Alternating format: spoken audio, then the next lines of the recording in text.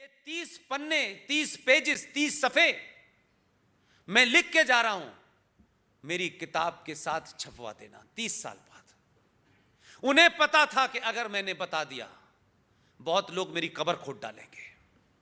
1998 में supreme court में मुकदमा चला के ये पन्ने छापे जाएं नहीं छापे जाएं। ओरिएंटल स्वान पब्लिकेशन मुकदमा जीत गया। सुप्रीम कोर्ट ने उन पन्नों को छापने की परमिशन दे दी। वो किताब का नया एडिशन आया, नाम वही था India wins freedom, written by Maulana Abul Kalam Azad. उसमें 30 पन्ने थे।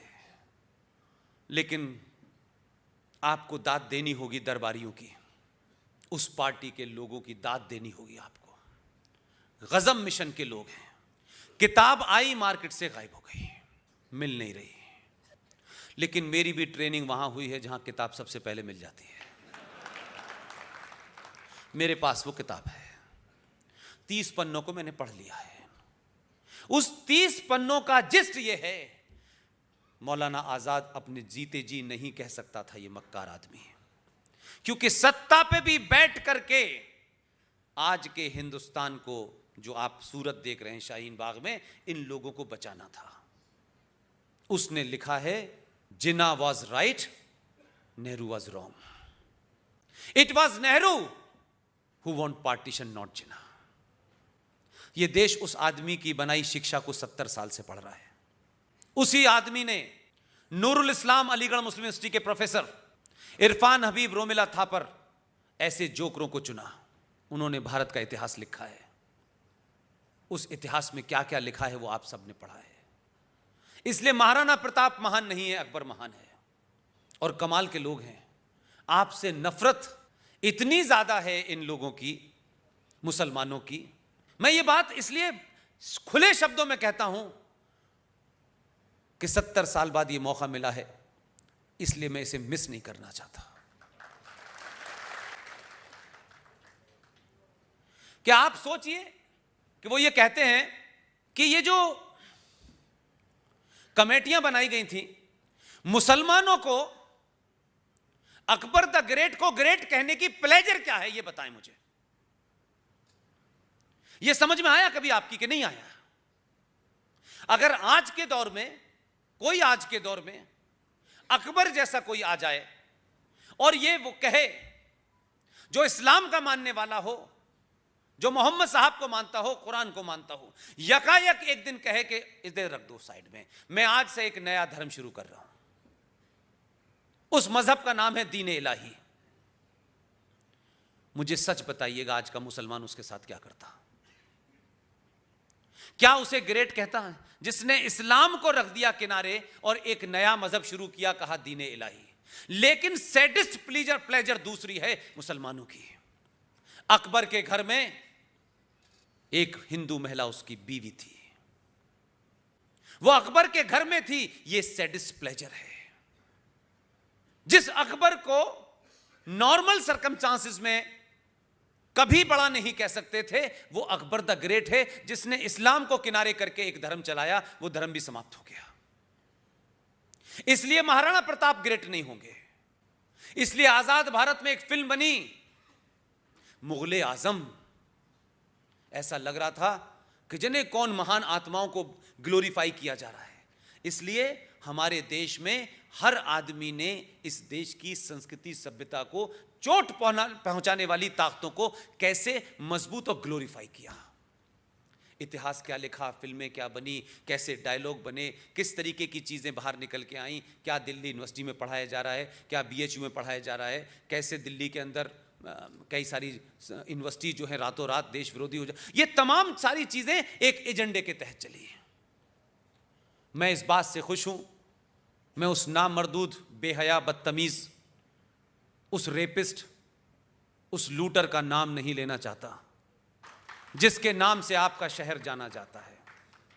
मैं उसका भी नाम नहीं लेता। उसके शहर में जाता हूं और जहां वो रहता है वहीं पर जाके सभा करता हूं। वो जो एक जोकर है, छोटे भाई का पजामा बड़े भाई का कुर्ता पहने घूमता है, जिसे लोग कहते हैं कि वहां रहता है, जो आजकल हिंदुओं को और सनातनों को एक बात बता रहा है कि मैं कौन हूं।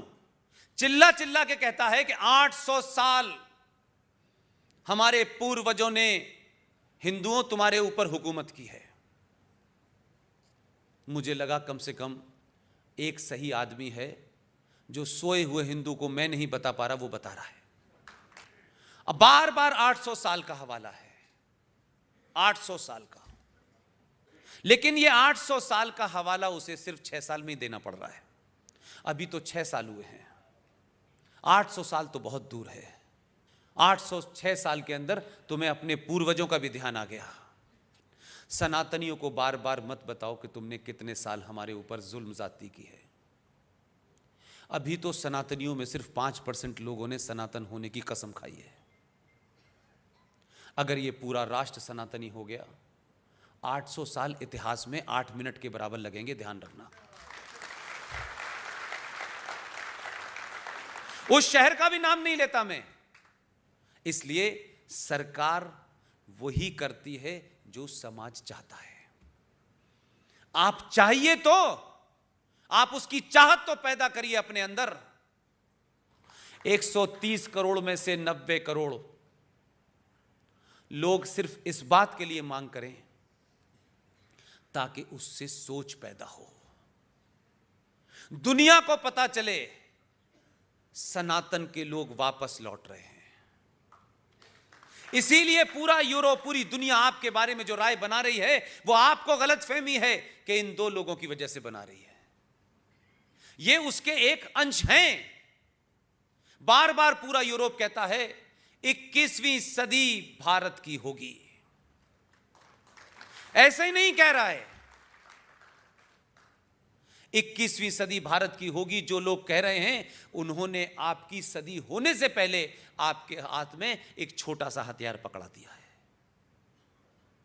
इस क्रांति ने अभय मराठे जी जैसे लोगों के काम की तारीफ न्यूयॉर्क तक पहुंचा दी है। मेरे और आपके बीच में आप सिर्फ मुझे प्रत्यक्ष रूप से आज मेरा हाव भाव देख रहे होंगे, सब कुछ आप मेरी बात पहले सुन चुके हैं, फ्री में सुन चुके हैं, दुनिया भर में सुन चुके हैं। उसी संचार क्रांति के कारण मेरे और आपके बीच आज ये रिश्ता है कि आप मुझ जैसे आदमी को पिछले 2 घंटे से लगातार सुन रहे हैं। इतनी देर तक तो कोई हिंदुस्तान में किसी हीरो की फिल्म भी शांति से नहीं देखता। ये जो कुछ भी इज्जत आपने मुझे बख्शी है, इस हॉल के बाहर देश भर में जो लोग 10-12 लोगों को सुन रहे हैं, वो सिर्फ इसलिए सुन रहे हैं कि वो अपने मन की बात नहीं कह रहे, इस समाज के मन में जो छुपा हुआ है उसकी बात कह रहे हैं। भारत आज भगवान भास्कर के सानिध्य में सरयू के किनारे एक स्वर्णिम अध्याय रच रहा है। कन्याकुमारी से क्षीर भवानी तक,